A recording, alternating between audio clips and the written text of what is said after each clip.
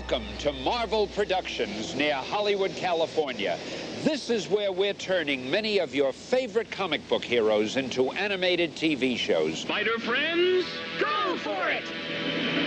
Very nice, very nice. We could use that. At the animation studio, Marvel Productions, I was the creative head of the studio.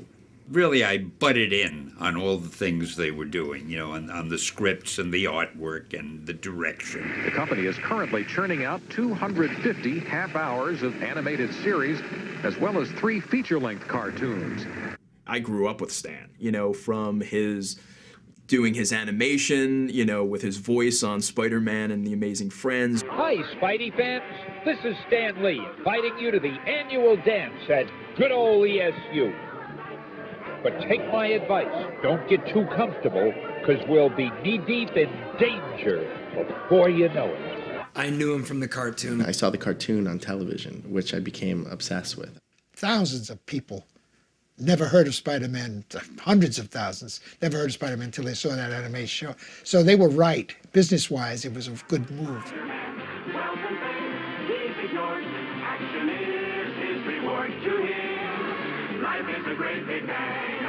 Wherever there's a man, you'll find a Spider-Man. My first stop will be the nearest TV studio. The experiment is sufficient as it stands. I'm not satisfied. I don't have to satisfy you. We did do a live-action television series of Spider-Man. There was no heart to the series. A villain would be doing something, and Spider-Man would, and he'd become Spider-Man, and he'd go chase the villain and catch him and climb up a building, and that was it. And after the first few episodes, I realized it was going to go nowhere. And I called a meeting, and we had a meeting at the network. And I thought these people were sincere, and they really wanted to hear my opinions of what I thought was wrong and how the series could be improved. And I said whatever I could. No changes were made, and the show went on, and it was canceled after a few more episodes. Luckily, it didn't ruin the character for other things. Stan put in these emotions and these flaws within each of these characters that made you want to turn the page and keep reading.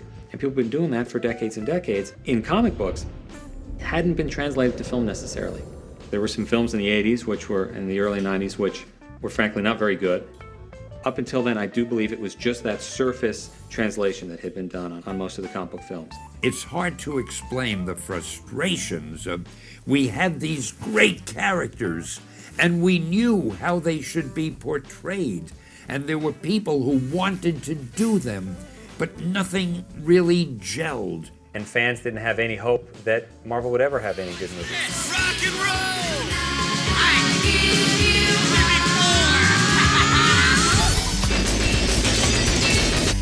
Get down! Get down! Hey, what's going on?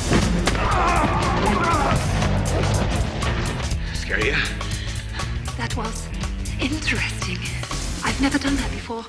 After years of lawsuits and ownership disputes, Marvel Comics and Sony have settled their differences, finally enabling the superhero Spider-Man to be fully marketed as a major motion picture failure. Now, the movie's only challenge is finding an actor worthy of the tight spandex costume, and who, as chance would have it, was also born without genitals.